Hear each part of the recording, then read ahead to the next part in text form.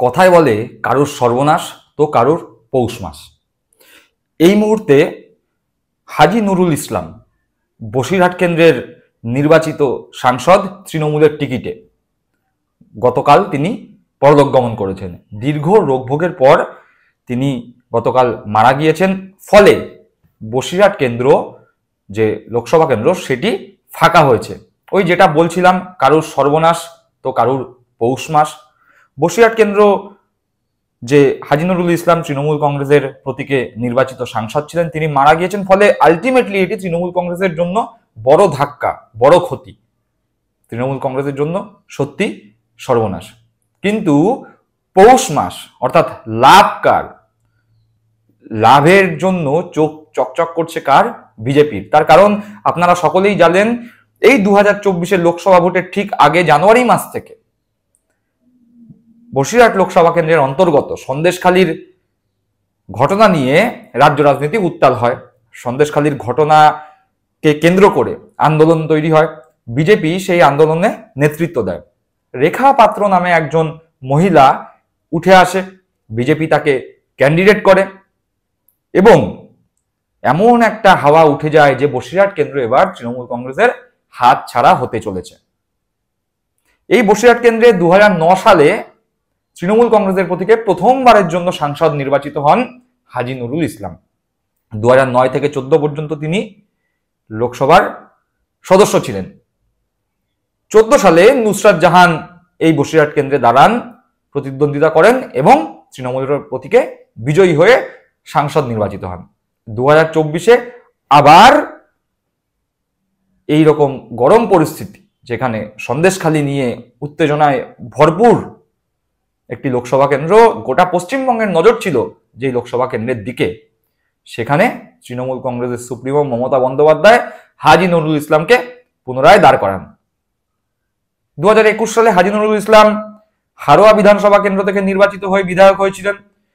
2024 সালে তিনি লোকসভা ভোটে বসিরহাট কেন্দ্র থেকে প্রতিদ্বন্দ্বিতা করেন। বিপক্ষে কে? বিপক্ষে বিজেপির রেখা পাত্র, যিনি বসিরহাট কেন্দ্রে বিজেপির মুখ হয়ে উঠেছিলেন। এইবার হাজী নুরুল ইসলাম তো মারা গিয়েছেন, ফলে হারোয়া বিধানসভায় তো তিনি রিজাইন করেই ছিলেন, যেহেতু তিনি সাংসদ হয়েছিলেন, সেখানেও উপনির্বাচন হবে। আবার যেহেতু বসিরহাট লোকসভা কেন্দ্র থেকে তিনি নির্বাচিত হয়েছিলেন সাংসদ রূপে, তিনি মারা যাওয়ার পরে বসিরহাট লোকসভা কেন্দ্রও কিন্তু ফাঁকা, ফলে এখানেও উপনির্বাচন আসন্ন। এবার দেখার, এই যে ফাঁকা হয়ে যাওয়া লোকসভা কেন্দ্র, এখানে বিজেপি কাকে টিকিট দেয়? বিজেপি কি পুরনো ভরসা রেখা পাত্রের উপরই ভরসা রাখবে? যদিও চোখ কান যারা খোলা রাখেন, রাজনীতির যারা খবর রাখেন, ভোটে হেরে যাওয়ার পরে রেখা পাত্রকে কিন্তু সেভাবে আর দেখা যায়নি। এমনকি নেতাজি ইন্ডোরে হয়ে যাওয়া বিজেপির কার্যকারিণী সভাতেও রেখা পাত্রকে দেখা যায়নি। বিজেপির বিভিন্ন কর্মসূচি, এই যে আন্দোলন চললো ডাক্তারদের, সেই আন্দোলনের কর্মসূচিতেও রেখা পাত্রকে দেখা যায়নি। রেখা পাত্র কিন্তু প্রায় অদৃশ্য হয়ে গেছে।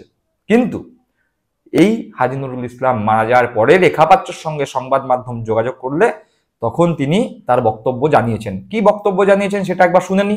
প্রত্যেকটা মৃত্যু তো দুঃখজনক, আর যেহেতু বসিরহাট লোকসভায় ওনার আমার একটা লড়াই হয়েছিল, কিন্তু বসিরহাট বাসী হয়ে আমি ওনার আত্মার শুভকামনা করি এবং উনি একজন রাজনীতি ক্ষেত্রে একজন রাজনীতিবিদ এবং ওনার থেকে আমার অনেক রাজনীতি হয়তো শেখার ছিল। উনি এইভাবে চলে গেছে, তার জন্য সত্যি আমরা খুব দুঃখিত আছি। এই বিষয় নিয়ে আমি তো আমার ফেসবুকে আমি কিছু লিখিতভাবে কিছু পোস্ট করেছি। মানুষের যদি এই সময়টায় যদি সমবেদনা না জানাই, তাহলে মানুষ আর মানুষের কাছে থাকতে পারলাম কোথায়? রাজনীতি ক্ষেত্রে যেটা হয়েছে সেটা হয়েছে, কিন্তু একটা মানুষের পাশে দাঁড়ানো আমাদের কর্তব্য। এবং আমরা সত্যি খুবই দুঃখিত যে এইভাবে উনি চলে যাবেন, আমরা কখনো ভাবতে পারিনি। আর দীর্ঘদিন ধরে উনি যে একটা অসুখে ভুগছিল, আমরা খুবই দুঃখিত যে উনি এইভাবে আজকে চলে যাবেন, আমরা কখনো ভাবতে পারিনি।